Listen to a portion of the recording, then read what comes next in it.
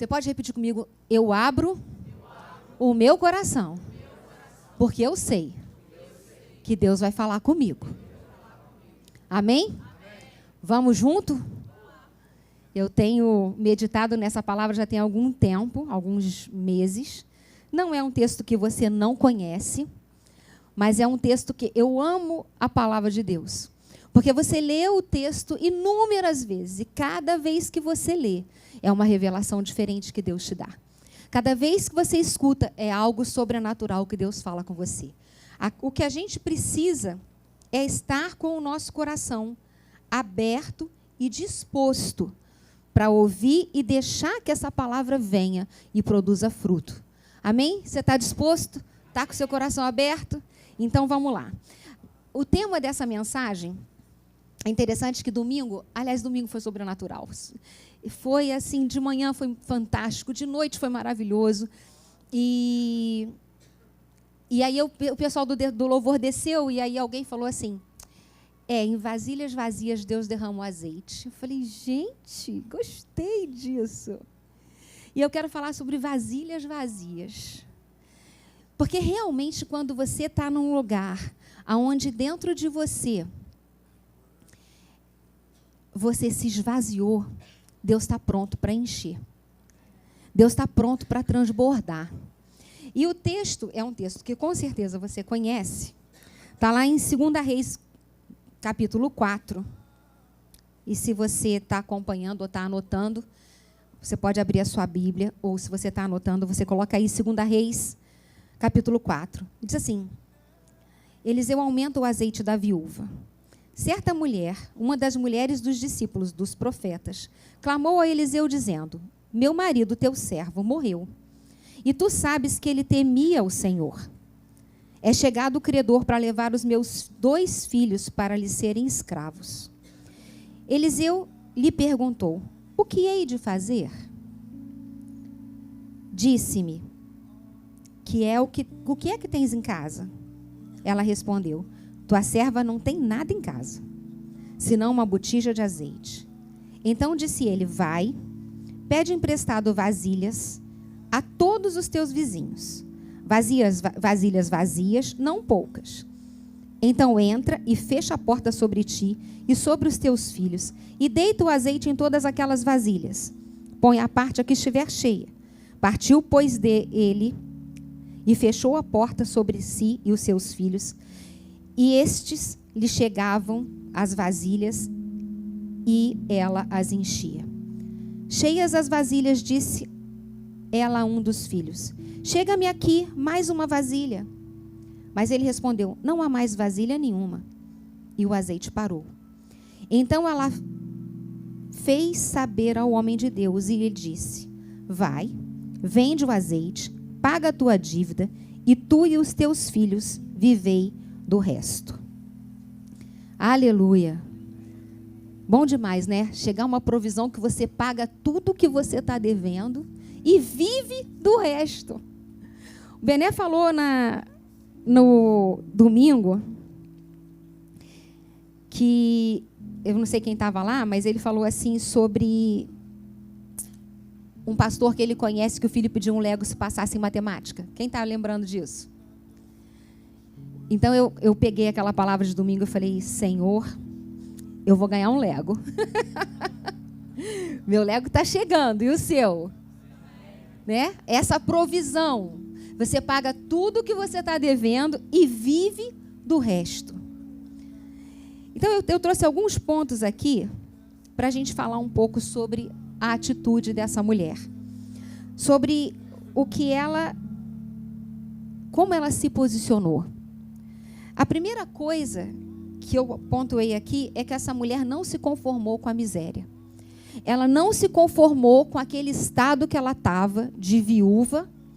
Ela não se conformou em deixar os filhos serem escravos. Ela não se conformou em viver com a miséria. Eu não sei se você sabe, mas no contexto dessa situação, quando a mulher ficava viúva, os filhos é que tinham que responder pelo sustento daquela casa. E nesse caso aqui, eles iam ser levados como escravos.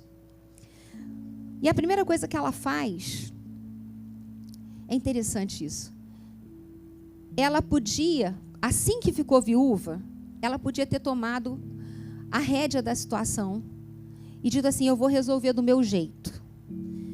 Ou eu vou já correr para esse credor e dizer, olha só, vai todo mundo morrer de fome, então pelo menos os meus filhos vão ser escravos, mas eles vão estar comendo, eles vão estar vivendo de alguma maneira, eles vão estar sendo sustentados de alguma forma. Mas ela não fez isso. Ela não decidiu fazer da força do braço uma solução para o problema que ela tinha. Ela foi no homem de Deus. Ela correu para ele e falou, olha, eu tenho algumas coisas que eu preciso te lembrar.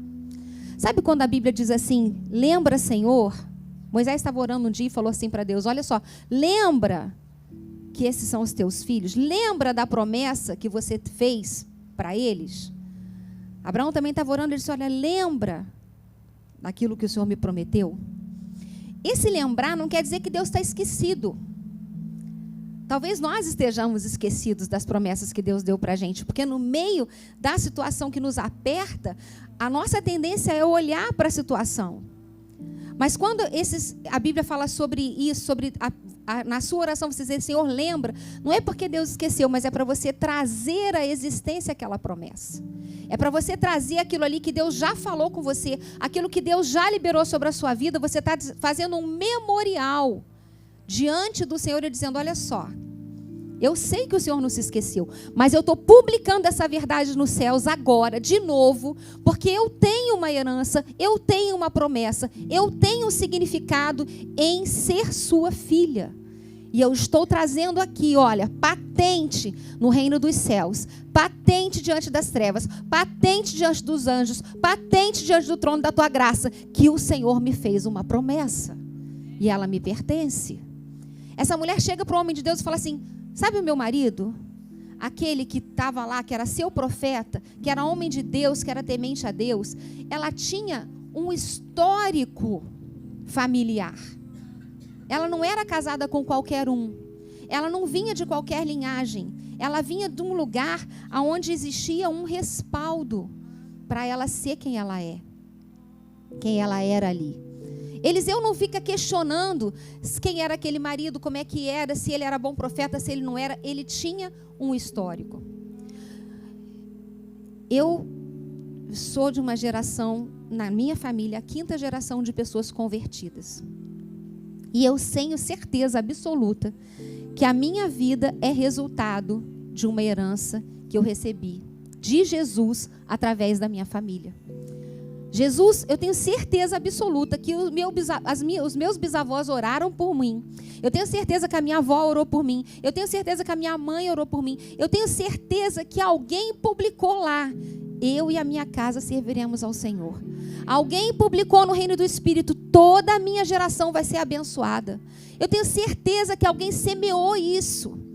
O que esse marido fez foi dizer assim, olha, eu sirvo a um Deus vivo, eu tenho uma boca profética, eu tenho liberado bênçãos de Deus e a minha casa vai estar toda englobada nessa realidade, porque eu estou semeando. E muitas vezes quando a gente semeia, não é a gente que vai colher.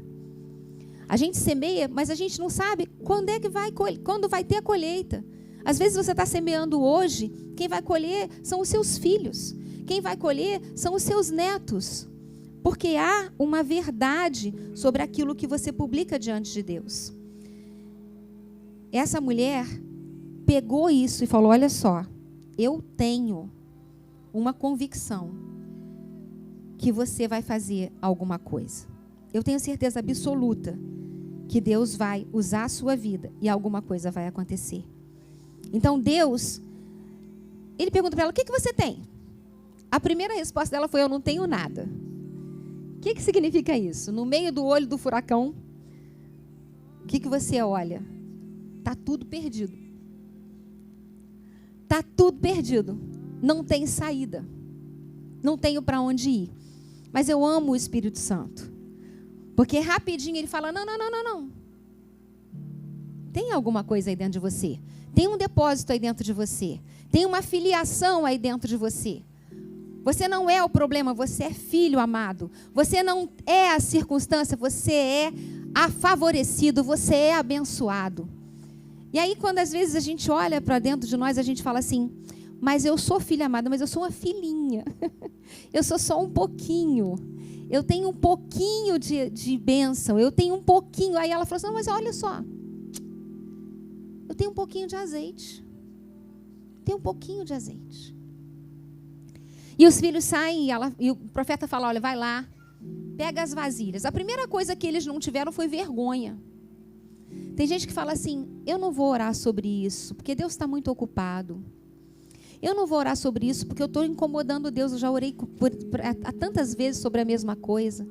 Eu acho que Deus não está me escutando. Vai se enchendo de tantas coisas que não tem nem respaldo bíblico para a gente ter esse tipo de pensamento. Primeira coisa que aconteceu, eles não tiveram a menor vergonha, saíram pela vizinhança e falaram, vem cá, você tem vasilha, tem vasilha, tem vasilha? Eu acredito que alguém tenha dito assim, eu tenho, mas ela tem um pouco de arroz. Eu tenho, mas tem um pouco de feijão. Não, essa não me serve. Vasilhas vazias. Porque Deus derrama azeite nas vasilhas vazias. E aí eu imagino que as dela estavam todas vazias, ela só tinha um pouquinho de azeite. Então ela não estava debaixo de orgulho, ela não estava debaixo de altivez, ela não estava debaixo de medo.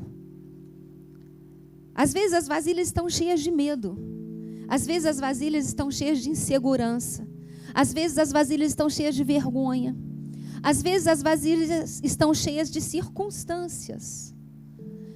E às vezes, ou na maioria das vezes, as circunstâncias são reais. Ronaldo acabou de dizer aqui, eu passei 2 meses de um tratamento, mas eu estou curado. A questão não é olhar a enfermidade, é olhar a cura.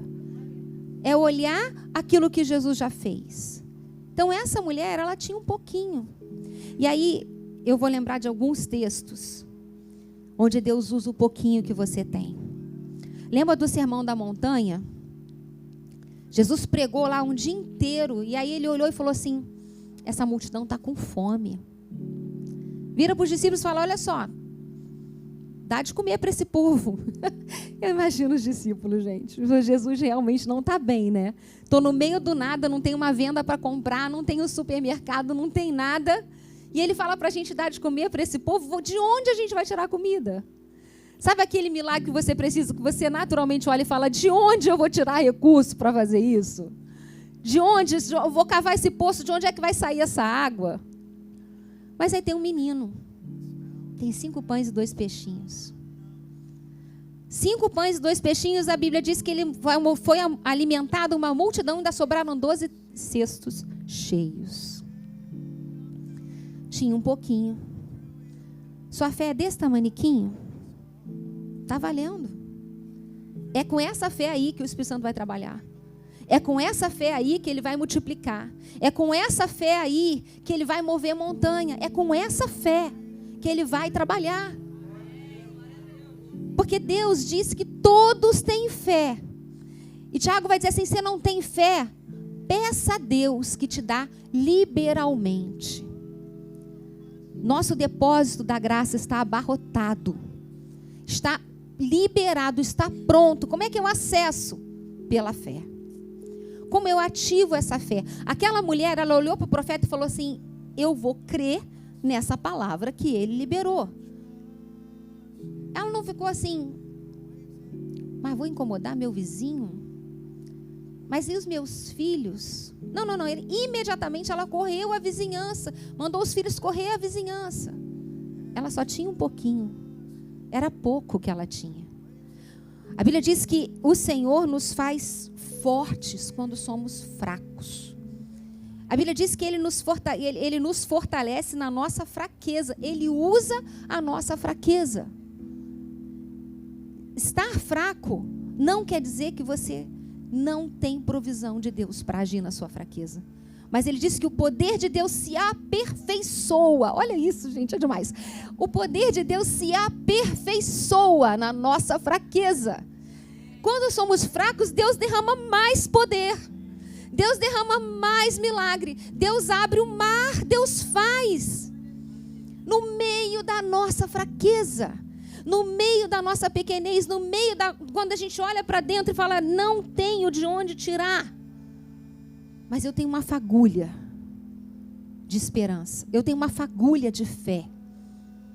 Ele vai ativar e vai fortalecer o poder dele na sua fraqueza.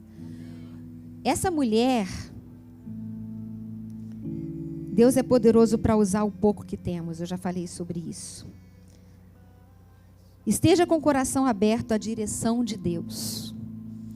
Nessas circunstâncias, muitas vezes a gente não sabe o que fazer. A gente não sabe como agir. Mas João 16:13 vai dizer assim: mas quando o Espírito da verdade vier, ele os guiará a toda a verdade.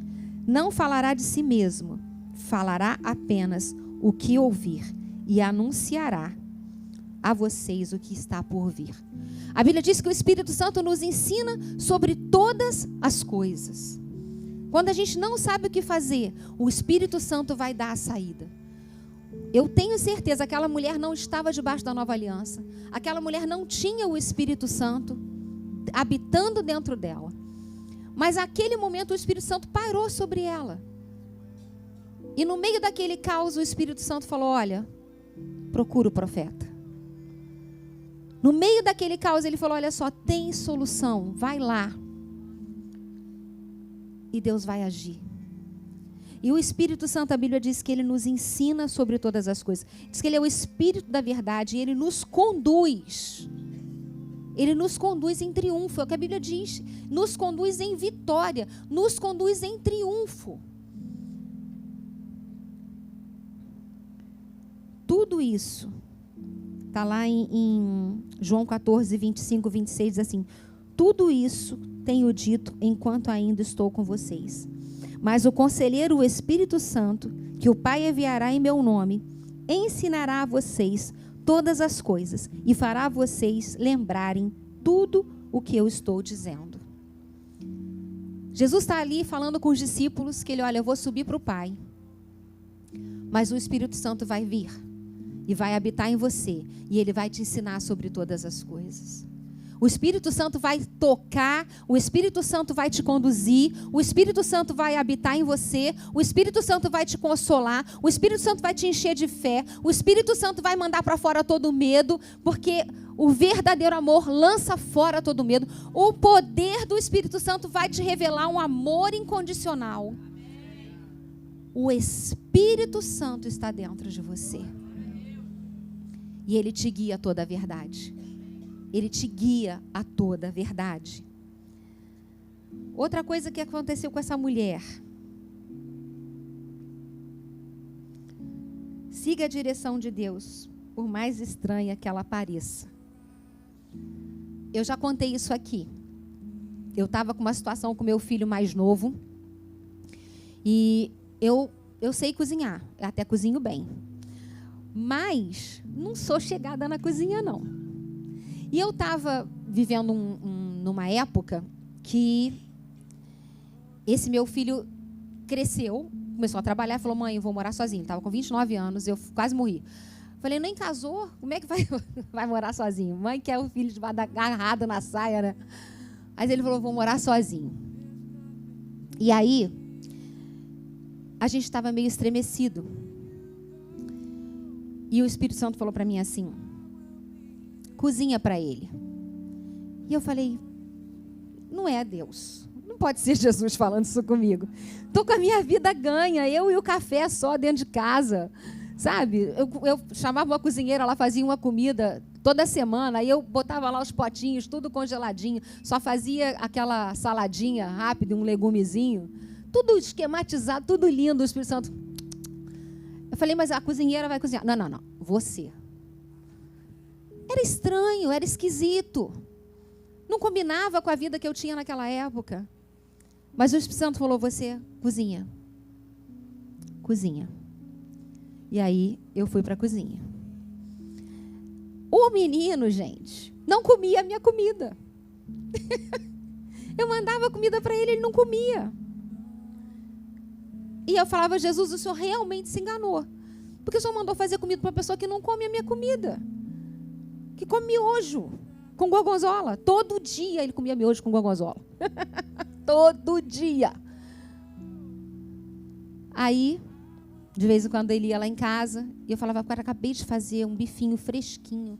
Fiz aqui uma batatinha frita, um arroz soltinho. Comia? Não comia. Até que ele começou a comer. E Deus me deu o coração desse menino fazendo comida para ele. Mas deu de uma maneira, vocês não têm noção. Ele me deu o coração desse meu filho de um jeito que se tiver uma bala para passar por mim, ele vai entrar na frente e vai tomar o tiro. É nesse nível. Mas naquela época, naquela hora, isso já deve ter, sei lá, uns 5, 6 anos, era impossível. Era impossível. E a direção de Deus era mais doida ainda, porque eu não sei lá, eu posso contar em alguns dedos quantas vezes eu fui para a cozinha. Poucas. Mas Deus usou aquela estratégia. E essa estratégia para essa mulher era muito louca, gente. Ela tinha um pouquinho de azeite e ele mandou buscar a vasilha e mandou derramar o azeite na vasilha. Imagina isso. Eu tenho uma botija desse tamanho de azeite, eu tenho centenas de vasilhas enormes e eu vou derramar esse tiquinho de azeite e essa vasilha vai encher a ponto de eu pagar as dívidas e viver do resto. É só o poder de Deus. 5 pães e 2 peixinhos. Só o poder de Deus. Pedro estava lá, pescou a noite inteira, era especializado em pescaria, sabia tudo do mar. Aí Deus fala, pescou a noite toda, está cansado, joga a rede para o outro lado. Pedro deve ter botado a mão na cabeça e dito, como assim? Como assim? Joga a rede do outro lado? Mas ele disse, sobre a tua palavra, eu vou lançar a rede. É sobre a palavra dele, é sobre a ótica dele, é sobre o que ele fez, é sobre o que ele conquistou. Não é sobre o que eu tenho, é sobre o que ele fez. É sobre o que ele fez, é o que ele conquistou. É direito, é herança. É nosso, nos pertence. Deus é multiplicador e abundante. Deus podia simplesmente ter colocado ali um tanto de azeite para ela pagar as dívidas. E aí os filhos iam trabalhar. Estava bom já, não estava? Estava bom? Dívida paga? Olha aqui, né? Os filhos com saúde vão trabalhar. Deus faz infinitamente mais do que aquilo que pedimos ou pensamos. Eles viveram do resto. Eu não sei quantos anos tinham esses meninos. Mas a Bíblia diz que eles viveram do restante do azeite. Deu para, pagou e sobrou para viver do resto. Outro ponto, ele supre as nossas necessidades reais, mesmo em contextos contraditórios. A Bíblia diz que ele supre cada uma das nossas necessidades em Cristo Jesus. Eu estava ouvindo um pastor, e aí ele estava comentando, e ele falou assim, que um dia o Espírito Santo não, ele ouviu uma voz que dizia assim, você não precisa mais orar pedindo que o Senhor supra cada uma das suas necessidades. Porque você fala isso toda hora e Deus já sabe.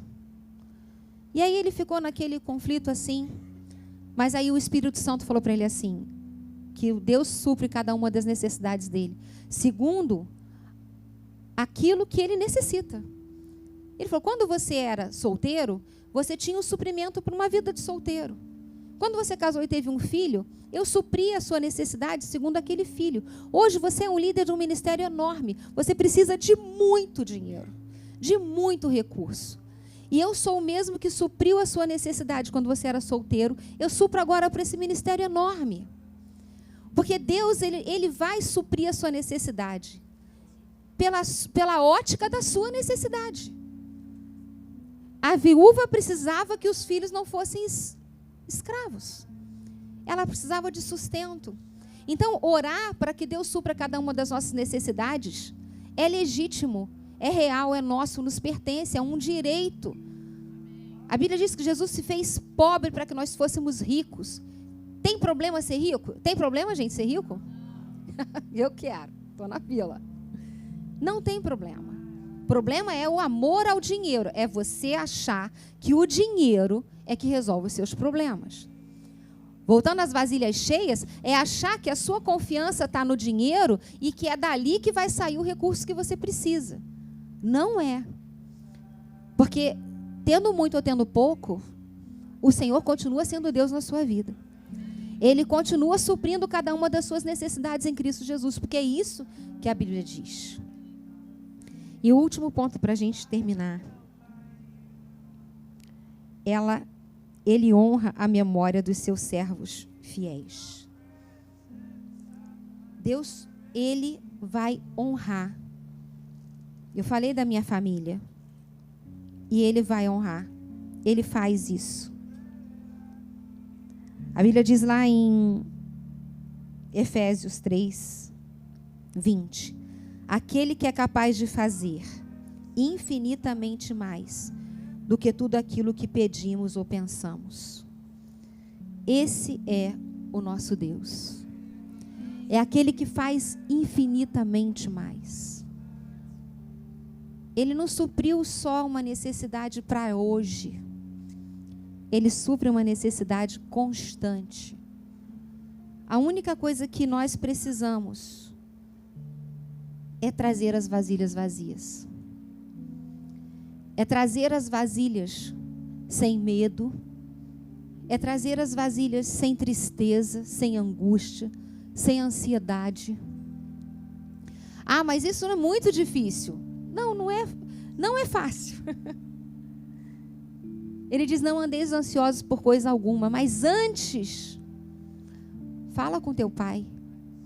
Antes, apresenta para ele. Antes, traz para ele. Lança sobre ele toda a ansiedade. Quantas vezes? Até ela desaparecer. Quantas vezes? Eu oro uma vez, oro duas, oro três, oro quatro. Não pedindo a mesma coisa, mas exercendo fé. Dizendo, sabe, eu não vou andar ansioso, eu vou lançar isso lá na cruz e Deus vai fazer um milagre. Chegou de tarde, a angústia bateu na sua porta de novo. A mesma coisa, Senhor, eu creio em Ti. Eu creio, eu não estou te pedindo, eu estou confessando a verdade da Tua palavra. Meu coração não está cheio de fé, meu coração não está cheio de alegria, meu coração está angustiado, eu vou encher o meu coração através daquilo que eu falo.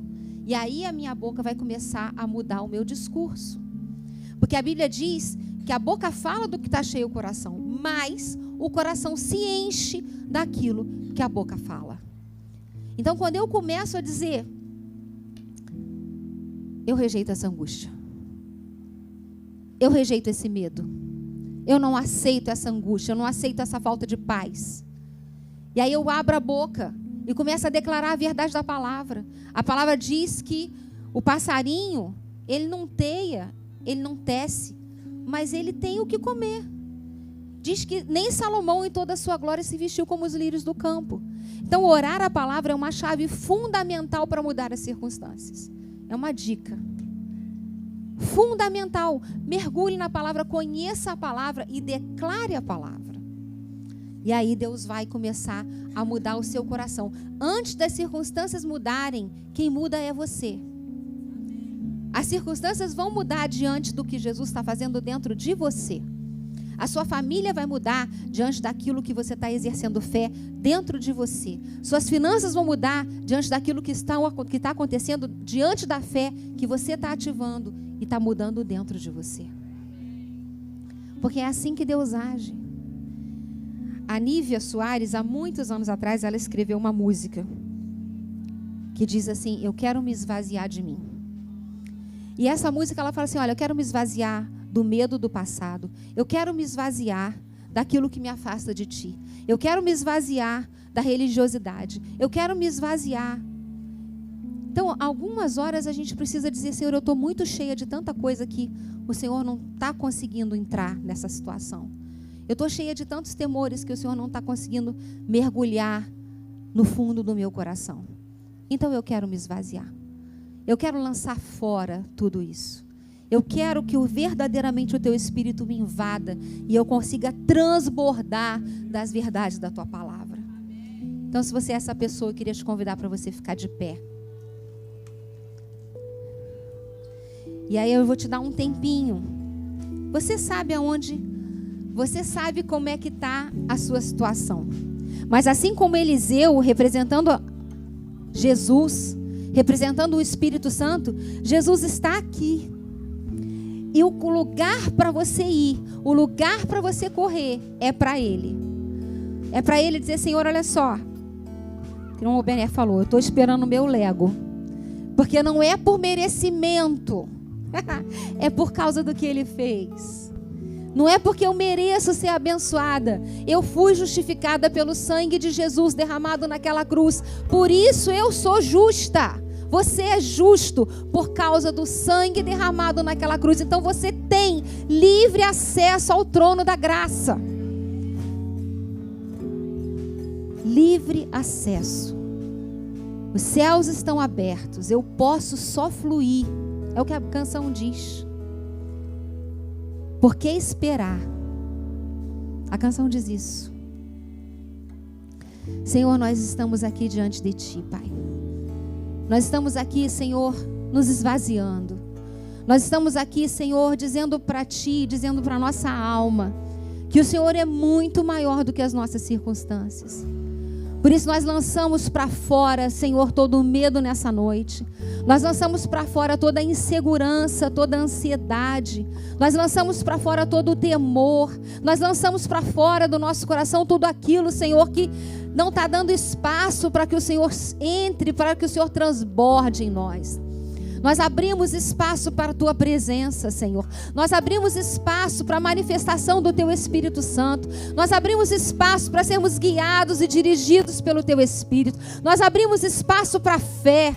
Nós abrimos espaço no nosso coração para que o Senhor reine e governe para sempre. Nós abrimos espaço, Senhor. Oh Deus. Vem com a Tua presença, Senhor, nesse lugar. Senhor, vem materializar aquilo que já está pronto nas regiões celestiais, Senhor. A Tua palavra diz, e ela é clara, que o Senhor supre cada uma das nossas necessidades em Cristo Jesus. Seja ela financeira, seja ela emocional, seja ela de enfermidade, seja ela de relacionamento, não importa, porque o Senhor supre cada uma das nossas necessidades em Cristo Jesus. E eu quero liberar uma palavra, Senhor, sobre os céus da nossa vida agora, sobre o céu da nova igreja, que sejam liberados as Tuas promessas, a herança que nos pertence, seja liberada em nome de Jesus, Pai. Que nesses dias nós possamos ver a ação sobrenatural do Senhor, multiplicando, Senhor, aquilo que o Senhor tem, multiplicando, Senhor, a botija de azeite, multiplicando 5 pães e 2 peixinhos, multiplicando uma pesca abundante, uma pesca, Deus, que vamos ter para dar e não para tomar emprestado, porque o Senhor nos colocou por cabeça e não por cauda, por cima e não por baixo. É a Tua palavra, é a herança que nos pertence e nós tomamos posse dela agora, pela fé, em nome de Jesus. Céus abertos, céus abertos, céus abertos, em nome de Jesus.